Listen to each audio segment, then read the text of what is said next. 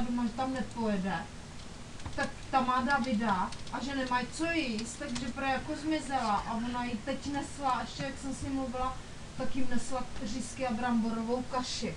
Jak zmizela? No, že byla nahoře a že jí řekla, počka, že se najeděj tam.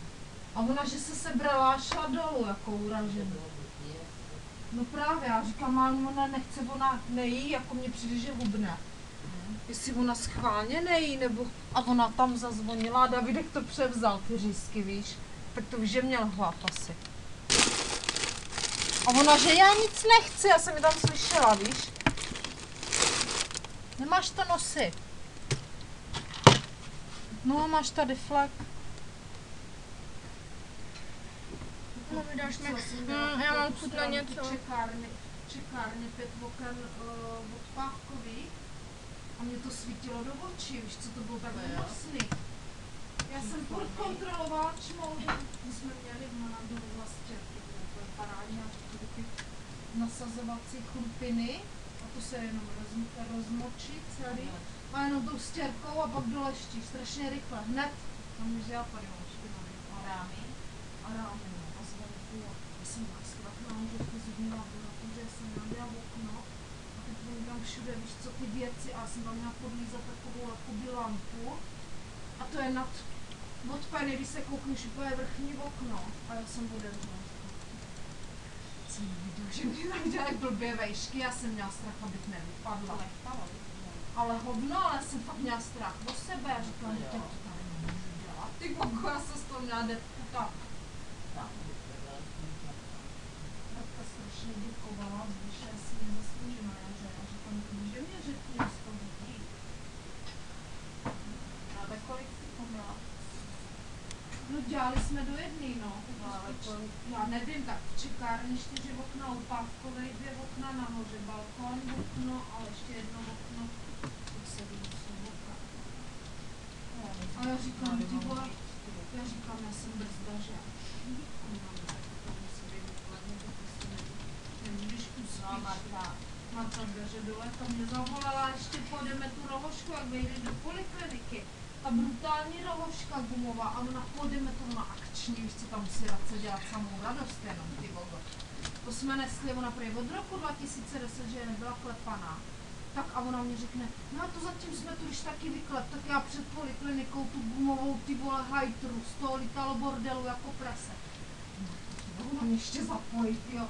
Co si tam dělala lang sam okna, ona mě, že si mě vyžádala, že Radce řekla, že si mě dá. Rád, já budu zaprašená, říkat. To taky měla. Jo, to makala se.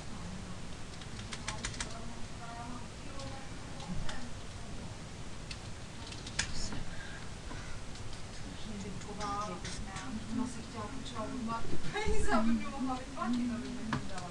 Tam je, to se mě hodí. Kolik ti dala? No, ona počítá. Kolik ti tam byly hodit? No, takže já půl hodiny spočítala.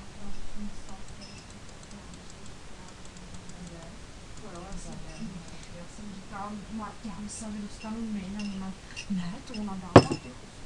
Říkala, no hlavně víš co, to mě z toho hodí. A Marta mě sama řekla, že kdyby někdy nemohla, si by mě šel za ní. Tak já nakonec tam na černo můžu takhle si přividěla občas, mě z toho hodí jako svině takhle. Tak hlavně víš co, jsem mě zaplatil den nákup, co můžu Denise a tohle včera. A mám, aspoň mě zbyde tohle. No, bodlo mi to jako prase. To jsem jako fakt, já říkám, Radu, já si to vážím, že jsem zavolala. 20 hodin na 4 lidi. Celá poliklinika.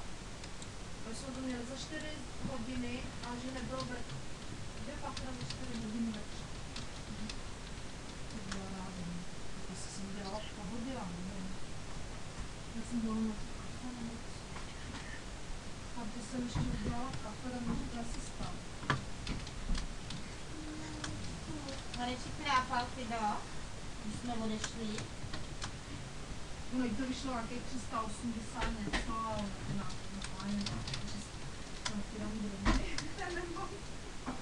No ne, to ti dávám takhle, to dávám. Ale nevěděla, napočítala pre, já nevím, já jsem myslela 5,5 nebo 4,5, že myslela, že bude dala víc a neměla u sebe víc peněz, tak chtěla Marta, že jí půjčí, protože to je bordel, ještě aby mě zaměstnanky nepůjčovala. Prý, tak nemusíš půjčovat, že to bude. Měla 400 asi jenom, když Ne, tam ho nakoupám. já to chci asi na já mám 39. Jsou malý, ale jsou hnusný jako možný. To dej k popelnici. Na půlpalnici. Hele, říkala, že Hanečku, půjdem kolem, prosím tě.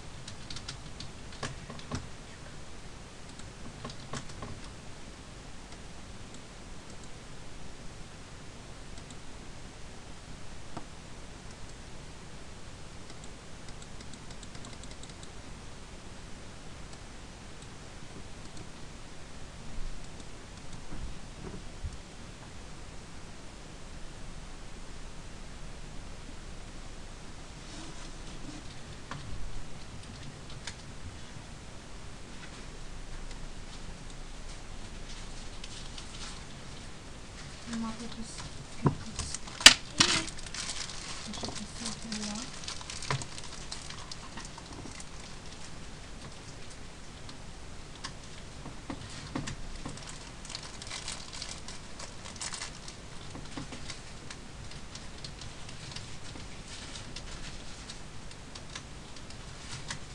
nedávají znát. Nevím.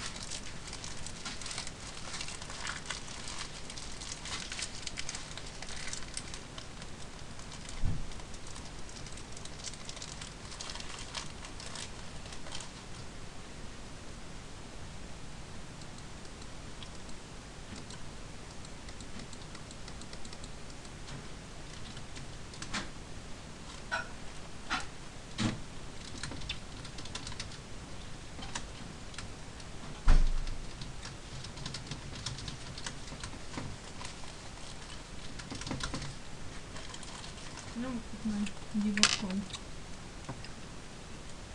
Co to je ze skydlovky?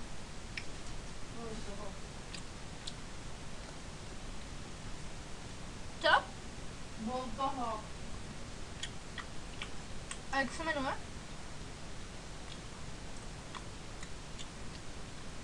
Tapetu. Nevím. Tak to je tam furt, že jo? Hral z tapetu na počítač.